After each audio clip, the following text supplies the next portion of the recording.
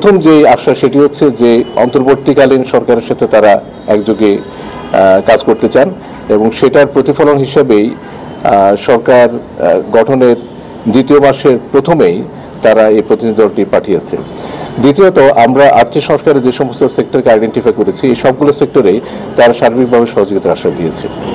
কিছুক্ষণ আগে আমরা তাদের সাথে একটি বৈঠক করেছি, অত্যন্ত সৌহার্দ্যপূর্ণ পরিবেশে এই বৈঠকটি অনুষ্ঠিত হয়েছে এবং এই বৈঠকে আমার সাথে বাংলাদেশ সরকারের বিভিন্ন মন্ত্রণালয়, সংশ্লিষ্ট মন্ত্রণালয়ের প্রতিনিধিরা ছিলেন। অর্থনৈতিক সম্পর্ক বিভাগের সচিব, জাতীয় রাজস্ব বোর্ডের চেয়ারম্যান, বাণিজ্য সচিব, শ্রম ও কর্মসংস্থান মন্ত্রণালয়ের সচিব, ছাড়াও স্বরাষ্ট্র মন্ত্রণালয় এবং বাংলাদেশ ব্যাংকের প্রতিনিধিরা উপস্থিত ছিলেন। এই বৈঠকটির আগে যুক্তরাষ্ট্রের এই প্রতিনিধি দলটি মাননীয় প্রধান উপদেষ্টা, মাননীয় অর্থ ও বাণিজ্য উপদেষ্টা এবং মাননীয় পররাষ্ট্র উপদেষ্টার সাথে সৌজন্য সাক্ষাৎ করেছেন।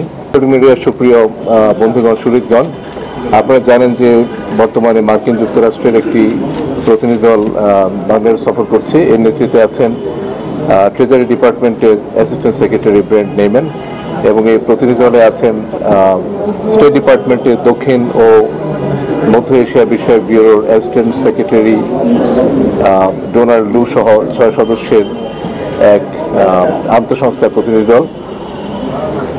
খুব ব্রডলি আর্থিক সেক্টরের, ফাইন্যান্সিয়াল সেক্টরের যে রিফর্ম, এগুলো নিয়ে কথাবার্তা বলেছি এবং এই যে বিষয়টা আপনি উল্লেখ করলেন, পাচার, অর্থ পাচার সহ অন্যান্য যে সমস্ত বিষয়, সেই বিষয়গুলি প্রাথমিক কথাবার্তা হয়েছে এবং এ বিষয়ে যুক্তরাষ্ট্র যে এক্সপার্টিস আছে সেটা হয়তো আমরা ব্যবহার করব, কিন্তু এই আলোচনাটা শুধুমাত্র শুরু হয়েছে, এটার হয়তো চূড়ান্ত একটা রূপ পেতে কিছুটা সময় লাগবে। উপসঙ্গীদের মধ্যে যুক্তরাষ্ট্রের বাণিজ্য প্রতিনিধি দপ্তরের এবং ইউএসএইডের প্রতিনিধিও আছেন এবং আজকের যে বৈঠকটি একটু আগে অনুষ্ঠিত হলো সেই বৈঠকে আমরা দুই দেশের স্বাস্থ্য সংশ্লিষ্ট বিষয়গুলো নিয়ে কথাবার্তা বলেছি।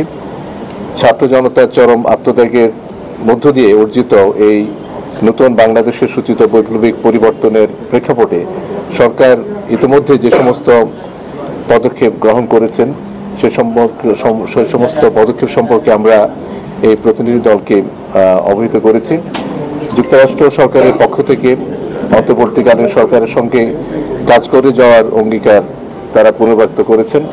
সরকারের সংস্কার পরিকল্পনা সম্পর্কে তারা জানার আগ্রহ ব্যক্ত করেছেন এবং দ্রুততম সময়ের মধ্যে অর্থনৈতিক সংস্কারের বিষয়টি এই সরকারের বিশেষ অগ্রাধিকার বিবেচনায় আর্থিক খাত ও রাজস্ব খাতের সংস্কার, এ বিষয়ে যুক্তরাষ্ট্রের সম্ভাব্য সহযোগিতার ক্ষেত্র, দ্বিপাক্ষিক বাণিজ্য ও বিনিয়োগ বৃদ্ধি, শ্রম পরিবেশ, মানবাধিকার সুরক্ষা, রোহিঙ্গা মানবিক সহায়তা সহ নানা বিষয়ে আমরা আলাপ আলোচনা করেছি।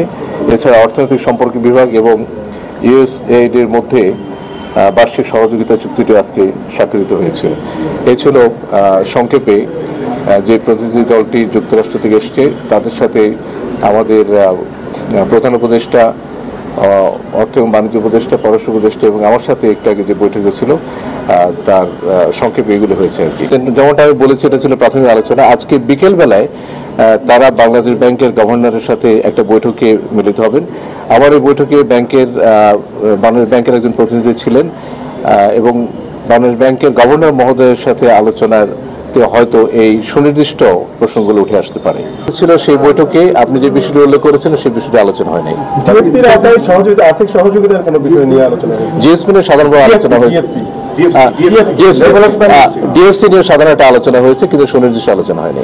লেবার ল নিয়ে আমরা যে সমস্ত পদক্ষেপ নিয়েছি সেই পদক্ষেপ সম্পর্কে তাদেরকে অবহিত করেছি এবং সেই পদক্ষেপগুলো সম্পর্কে তারা নোট নিয়েছেন এবং এগুলোকে তারা উল্লেখযোগ্য অগ্রগতির স্বীকৃতি দেন। তবে এই ক্ষেত্রে এই কনভারসেশনটা কন্টিনিউ করবে।